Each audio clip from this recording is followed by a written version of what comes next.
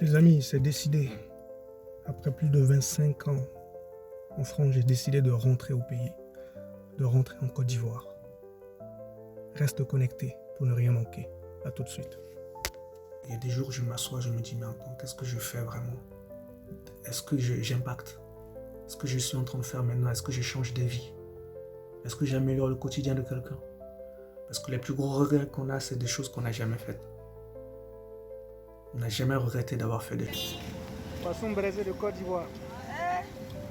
Tu viens de danser un peu, fais Voilà.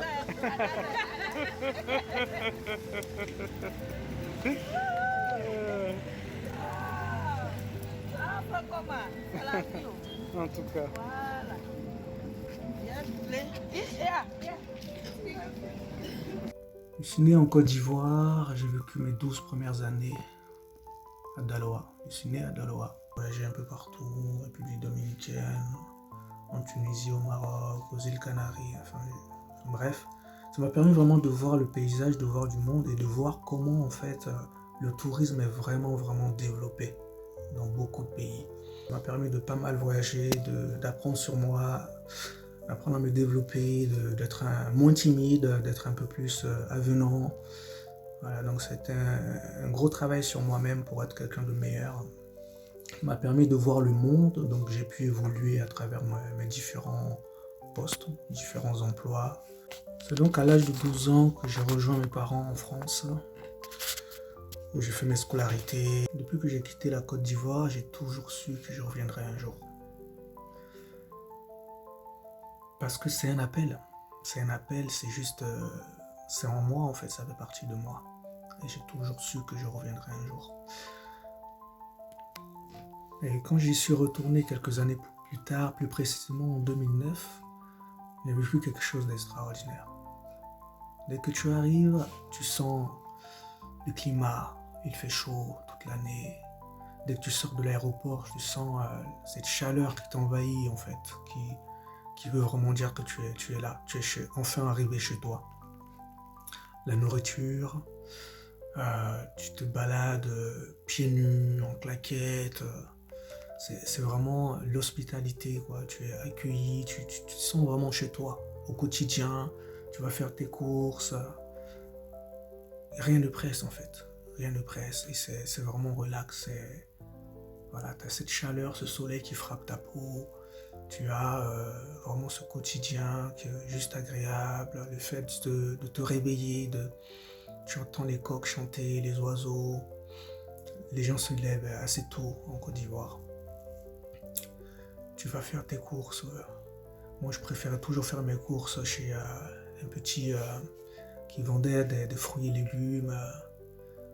Voilà, c'est rien de plus naturel, quoi. Des mangues, des ananas, des oranges.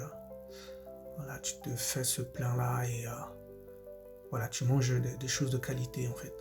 Et je me souviens, un jour, avec ma compagne, on était allé justement acheter des fruits et légumes et tout.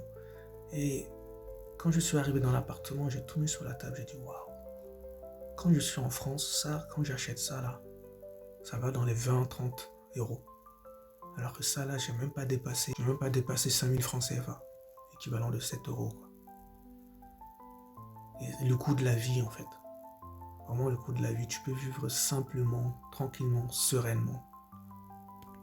Quand j'ai rencontré ma femme pour la première fois, avant qu'on se mette ensemble, je lui ai toujours dit, écoute, si toi et moi ça le fait, eh bien mon rêve c'est de revenir en Afrique et de m'y installer.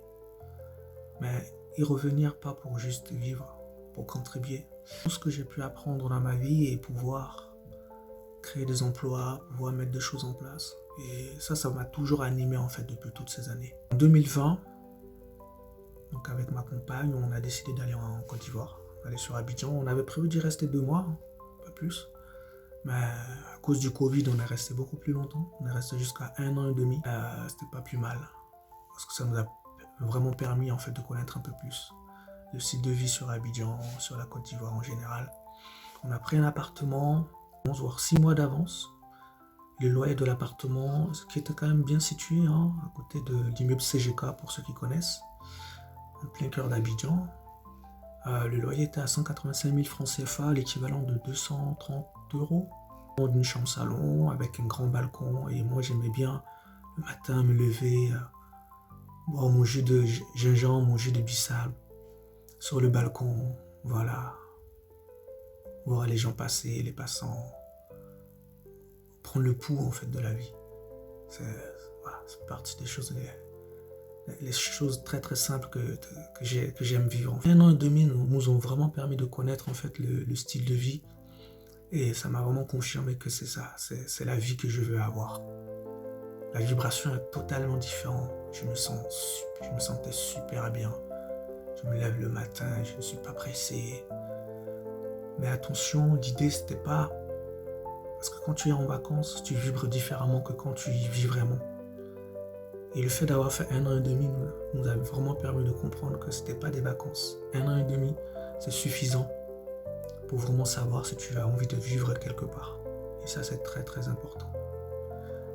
Ça nous a vraiment permis d'expérimenter notre vie tout simplement. Se lever tôt le matin, par exemple à 5h, 6h, méditer, être en gratitude. Le soleil commence déjà à pointer son bout de nez petit à petit vers les 6h, 7h du matin. Le chant des coqs.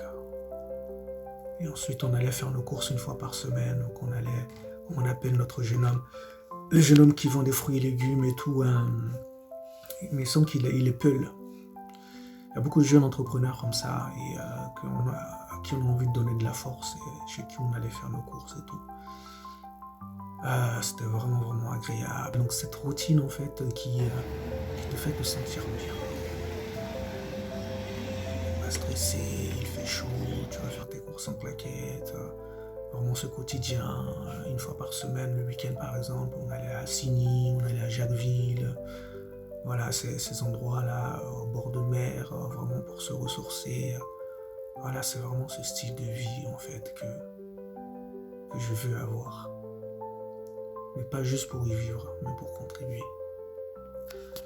Mais en 2020, on a compris quelque chose d'essentiel. Et ce qu'on a compris, c'est qu'on n'était pas encore prêt.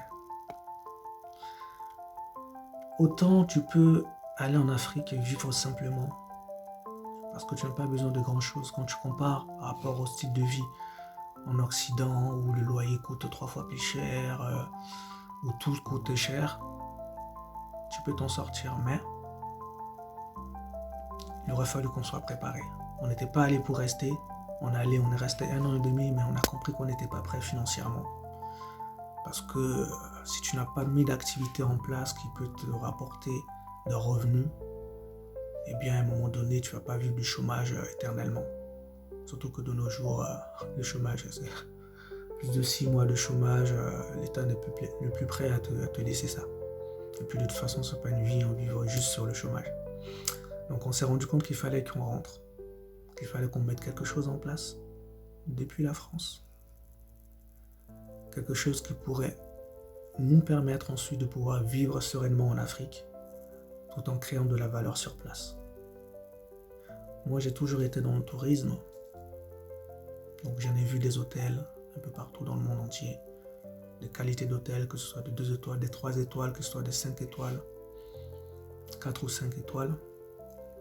Et quand je vois tout ça et que ça m'inspire et que je me dis pourquoi on n'a pas ça dans nos pays, ou pas assez, on en a quelques-uns mais pas beaucoup. La baie des Sirènes, par exemple, c'est vraiment un endroit que je recommande, qui est juste magnifique. Il en faudrait avoir des endroits, beaucoup plus d'endroits comme celui-ci, vu l'immensité en tout cas de nos côtes, de nos mers, de nos plages, etc. Ça, c'est une autre histoire qu'on devrait reprendre ensemble. On s'est rendu compte qu'on n'était pas prêt. On n'était pas prêt, donc on est rentré en 2021. Et on a toujours été dans le tourisme, donc on est resté focalisé sur ce qu'on sait faire pour mieux s'y préparer. Et tout ce qu'on fait aujourd'hui en rapport avec notre retour au pays. L'idée, c'est d'y retourner dans 2-3 ans. Et on est en train de mettre tout en place. Au moment où je te parle, nous sommes en 2026. C'était il y a 5 ans. Entre-temps, j'y suis retourné, mais ça se prépare. Si tu veux avoir la vie de rêve, ça se prépare.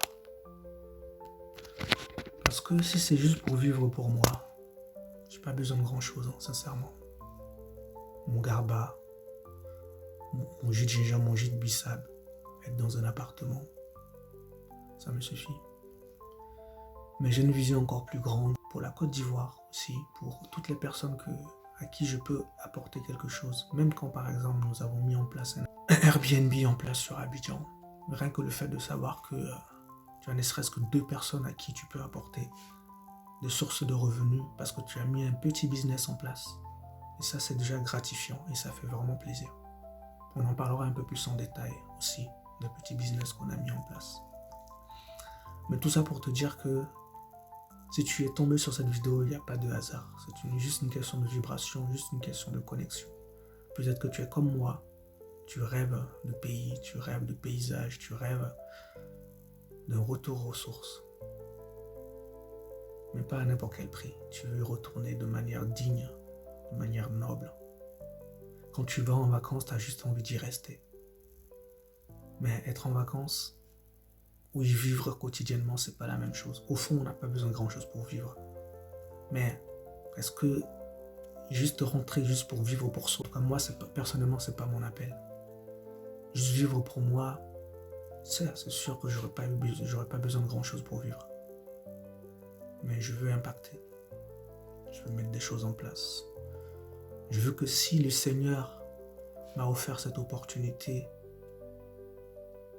que mes parents soient venus en France et qu'ils m'ont fait venir et que j'ai cette chance, je veux pouvoir l'utiliser. Je ne veux pas le prendre parce que c'est juste indu. Non. Je veux à mon tour mettre des choses en place parce que je sais à quel point ça peut être aussi difficile au quotidien. Pour les personnes, j'en ai vu des orphelins, des enfants qui font la manche aussi parce qu'ils n'ont pas le choix. Et je sais que nous, en tant que diaspora, on peut faire quelque chose. En tout cas, ça, c'est mon appel. Ce sont des choses qui me font vibrer, c'est des choses que je ressens. Cette envie, en fait, de faire quelque chose. Et si toi aussi, tu ressens ça, eh bien, juste abonne-toi. Abonne-toi, reste connecté. Je vais te partager beaucoup de choses. Ça sera un quotidien comme ça, de face-to-face, où je vais vraiment me livrer. Toutes les choses qui me font grandir au quotidien, toutes les choses qui me font penser à comment est-ce qu'on peut retourner de manière digne au pays et apporter notre pierre à l'édifice. Je vais te le partager sur cette chaîne. Donc c'est une orientation. J'ai beaucoup voyagé et l'idée c'est de rentrer au pays. Attention, mais je viens pas comme le Messie où je veux tout changer. Non. Je pense que l'Afrique au fond n'a pas besoin de nous. C'est plus nous qui avons besoin de l'Afrique. Et lorsqu'on vient, il faut juste qu'on apporte ce qu'on peut apporter. Quand je sais que je peux créer des emplois, quand je sais que je peux mettre des choses en place, juste parce que j'ai réfléchi un peu plus, que je mets un peu plus de budget dessus, je sais que je peux. Et ça, c'est important. Quand tu sais que tu peux, alors tu fais. Et tu le fais et toujours fier de ce que tu as pu faire. Parce que les plus gros regrets qu'on a, c'est des choses qu'on n'a jamais faites.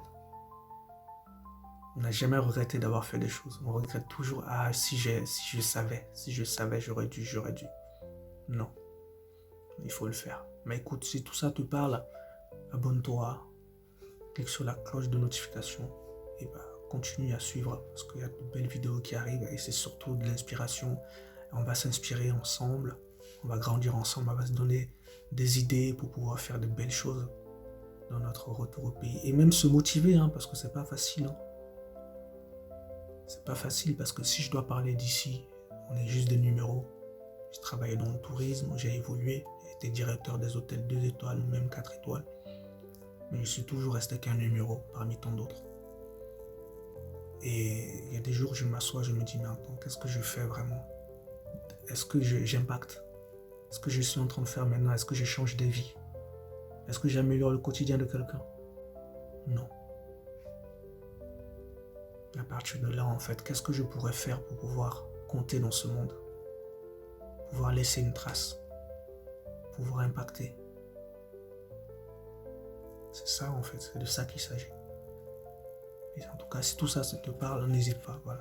Connecte-toi, continue à suivre et puis on va grandir ensemble, on va faire de belles choses. En tout cas, on est ensemble. On est ensemble.